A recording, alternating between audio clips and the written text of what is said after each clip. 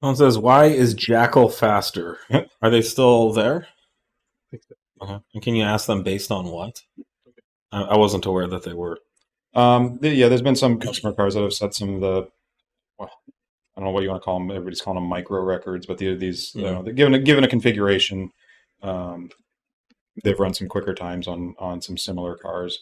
A lot of that we've talked about it. Some of it's in the upcoming DL501 updates we're working on, and that's something we've had in the mix for quite some time. Like I said, with this Merc Racing stuff, brought it to a head, and we've been kind of mucking around with it for a while to implement it.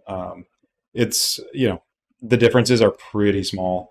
Most of it's likely in just the AMAX shifting, which is coming and going to be super crisp. So with ours coming up, so Climax shifty. Yep. So I mean, it's so tough too because it's also a lot of you get into these cycles. We saw this back I don't know 3-4 years ago where this platform takes on this new like evolution of benchmarks. So it used to be all the B8s were at drag strips with going for whatever record and whatnot. And so you get these configurations of cars that would just spend all this time now doing these draggy runs or these quarter mile runs because that's what everybody's doing. So they want to have a comparison. So, it's not uncommon that you see these like big cycles of like now everybody's doing draggy and comparing this and that and these combos. So, yep. I mean, if Jackal has released some tunes that are slightly faster than our current tunes that have been out for a little while, that's okay. We are responding with a much better TCU tune with the Climax update. Yeah, and you'll see it shift back to us. Well, there's that, and then they'll be playing catch up to us in a few weeks or whatever. Yeah, we also have a lot more testing history and revision work that's gone into it. That's not just based on straight line acceleration. It's these things that are like keeping your motor together on track, keeping things, accounting for all these situations and trying, we're not trying to push, maybe everything beyond what, the octane, really should be dealing with and leaning on the NOx sensors so hard. So I'm not, without seeing data from any of these examples, that's just off the cuff of why there could be differences. Yeah. So apparently he responded and said he's referencing the Jackal Dyno thing that was posted this weekend. Oh yeah, there was a customer that did a comparison. So I don't know if you know whatever his name. What's his name? The customer? Or well, the guy making this comment. There's two of them. Okay. Well, anyways, to whoever's making these comments, you can't race dyno sheets. You can't race dyno results. So even if a Jackal tune made 50 wheel horsepower more than us, which they didn't, it still doesn't mean that the car is actually faster on the road. Now, it could be a correlation, but I think maybe this question could have been rephrased as, why is Jackal making 10 or 15 wheel more than your tune in a really random, isolated dyno comparison with no... Yeah, unfortunately, there wasn't any other data too around that one. Yeah. So someone did go to a dyno and supposedly ran our tune against Jackal's tune in a pretty random way. The Jackal tune in one part of the power band made like another 12 wheel and a little hump in the 12 wheel and it looked like whatever was going on our tune that there was some timing correction in that part of the pull. We don't really know much about what they did.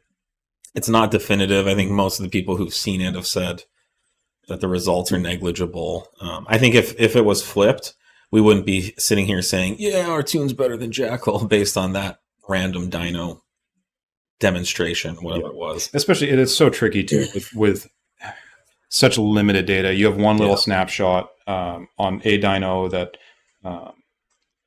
it's a number, but all of the other numbers also pretty much equaled out on all of the other comparisons he had done. So, but if you're kind of extrapolating what you saw there with Jackal tunes are better and faster than ours, then I think your critical thinking skills need a little help. So I would back off the internet stuff a little bit because that's not definitive of anything. It's like I said, it's nice that someone went and did it. Mm-hmm.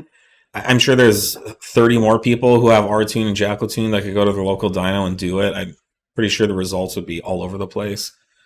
These aren't controlled experiments. The guy didn't do any logs from one pole to the other to see. That's what was really going on. unfortunate too, because it's all speculation. So there's like, comments being made that, the poles on ours might have had a slight advantage because he drove in on our file, but that doesn't mean, without seeing what the actual intake air temps are, that's a really tough claim to put. I'm not saying it is or isn't. It's just speculation without having data. It's just people are randomly speculating this stuff. To come here and say that their tunes are faster based on that is it's not definitive in any way. No, we like to live on data. Data and a controlled experiments, more runs. Doing, ensuring that the engine coolant temps are the same. There's a lot of variables you can control. Mm-hmm. Monitoring air temps to see that the dyno setup was pretty bad. Like there's just a tiny little fan blowing at the front of the car. It's not indicative of anything. And the ECU, even on one tune or the other, could have a 12-wheel swing from one run to the next. So it's within the depending on how you are cycling the runs. So the results of this are within the margin of error. I don't want to sound like we're making excuses because, I said, if it was flipped and someone came and said, "Oh, isn't it great that your tunes are so much better than Jackal's based on that test?" I would be like, "Listen, it's hard to know. It's for all the same reasons. All the same hardware. You've got all the same parameters you're working within. It's a very slim and all of the road testing was essentially identical that I saw that was listed in that video. So, but what always happens is the Jackal nut swingers will jump all over it like it's a great thing, and then the people who like and support 0 through 4 will jump on the other side. They'll question it.